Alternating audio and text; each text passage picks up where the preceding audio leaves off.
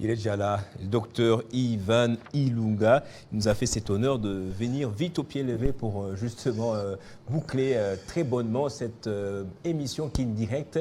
Président du RSD, le Rassemblement pour la souveraineté et la démocratie. Je vous dirais, vous êtes leader là-bas.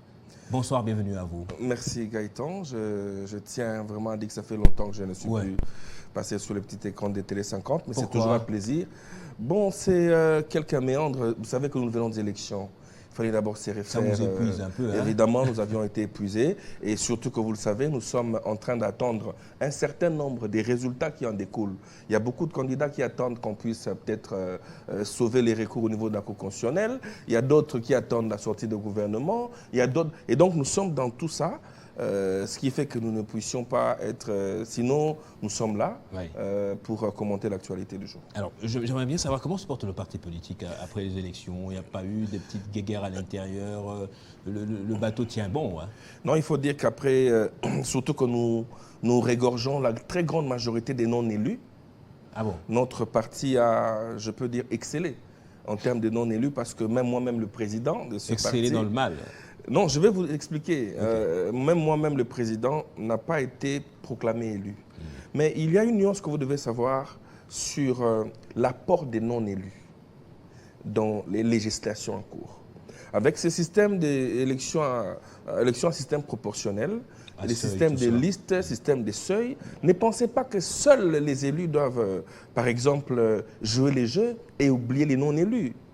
Je vous prends l'exemple de Lukunga, où sur la liste de ANB, par exemple, il y a eu 14 candidats pour compétir. Et nous n'avons eu qu'un seul député. Vous pensez que c'est lui qui est élu est plus fort que tous ceux qui n'ont pas été élus?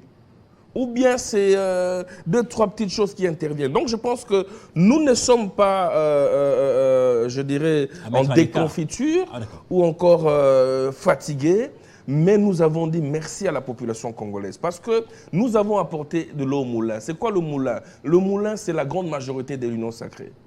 Et donc, les moulins, c'est quoi? Les moulins, c'est la réélection avec une majorité écrasante, j'ai dit ici, 73% du chef de l'État.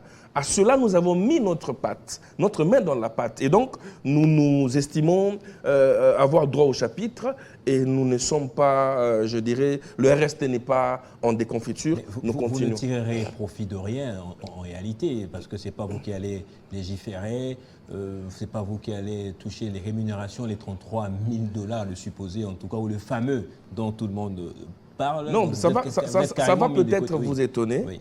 Que dans ce gouvernement, nous avons eu des ministres qui n'avaient jamais été députés nationaux. Et dans les gouvernements antérieurs, il y avait également eu des ministres qui n'étaient pas députés nationaux. Et donc je pense que plaise aux différents décideurs des regroupements, mais aussi au président de la République, de ne pas penser qu'aux élus. Sinon, nous autres, les non-élus, qui en réalité sont également des députés, nous sommes les députés de cette population qui nous ont votés. Parce que vous avez une certaine légitimité. Effectivement, nous avons une certaine légitimité populaire, ne vous en faites pas. Si les non-élus se mettent ensemble, c'est une force.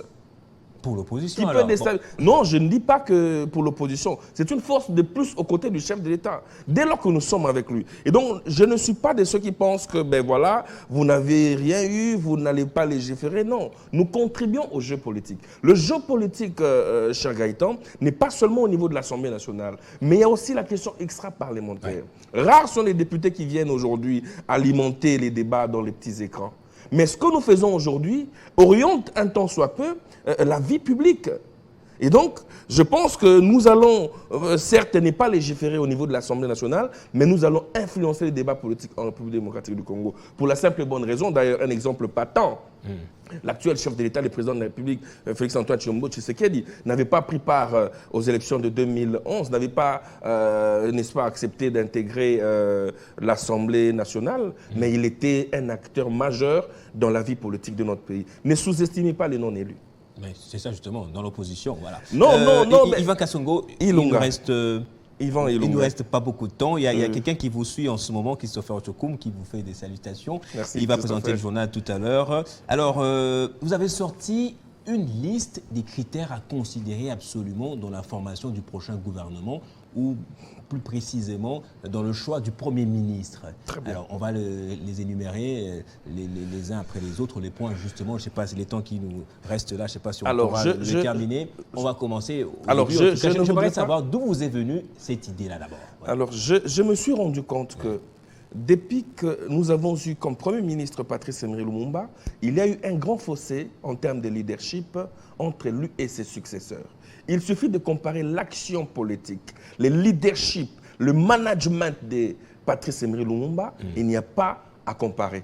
Nous nous sommes alors dit, est-ce que devrions-nous, bien évidemment que nous respectons d'ailleurs, devrions-nous continuer à observer le pouvoir discrétionnaire du chef de l'État, qui évidemment qui est un pouvoir politique lui reconnu, ou est-ce que pas constitutionnel, hein? Non, c'est un pouvoir politique, j'ai dit. C'est un pouvoir oui. Parce que la donc, Constitution discutable. Bon, la politique, vous savez, quand la politique arrive et le droit et tout sortent par la fenêtre. Ah bon? Mais nous pensons qu'effectivement, le président de la République est celui qui tient les commandes de la vie public de notre pays, il a des méandres que nous ne connaissons pas. Mais nous avons voulu un temps soit peu contribuer avec des critères objectifs. Que nous demandons au chef de l'État de ne pas nécessairement tenir compte, mais d'avoir une oreille attentive sur ce que nous voulons. Vous savez, la RDC aujourd'hui est confrontée à plusieurs éléments, à plusieurs enjeux, notamment la population qui est aujourd'hui affamée. Aujourd'hui, nous avons un problème des routes. Ce n'est pas à Kinshasa, c'est sur toute l'étendue de la République. Nous avons un problème d'eau, d'électricité. Nous avons la pauvreté de notre population. Nous avons aujourd'hui les déficits de leadership de la RDC dans les concerts des nations. Vous avez la CPGL, dans toutes les structures, la RDC est aphone. Alors, il faudrait un Premier ministre qui aide à suffisance le président de la République, surtout que le peuple congolais compte beaucoup sur Fachi Beto. Voilà pourquoi j'ai proposé 10 critères. Oui. 10 critères que je considère comme étant objectifs. Alors, je voudrais que ceux qui me suivent ne puissent pas se limiter à un seul critère. Je dis premièrement, pour qu'on désigne le Premier ministre, ce Premier ministre doit avoir une probité morale avérée. 1. Deuxièmement, avoir un casier judiciaire vierge. 3. Avoir une bonne réputation publique. 4. Avoir la culture de l'agriculture et de l'élevage. 5. Avoir une expérience managériale avérée. 6. Être de sexe masculin et marié. 7. Être un homme d'action et de terrain. 8. Être polyglotte. 9. Être d'une province autre que celle du chef de l'État. Et enfin, 10. Être âgé de moins de 50 ans. J'ai quand même écrit 1, 2, 3, 4, 5, 6, 7, 8, 9. J'ai quand même écrit. Alors, on va aller après l'autre. Je prendrai rapidement comme ça. Vous avez parlé d'agriculture, là. Effectivement, il faudrait avoir... Oui, nous devons avoir un chef de l'État qui doit avoir la culture, un Premier ministre, la culture de l'élevage et de la pêche. Vous savez, aujourd'hui, si vous avez un Premier ministre qui est habitué au shawarma, au tacos, mon frère, les développements ou encore... Oui. Voilà, pas seulement rester en ville, mais vous aurez une économie extravertie.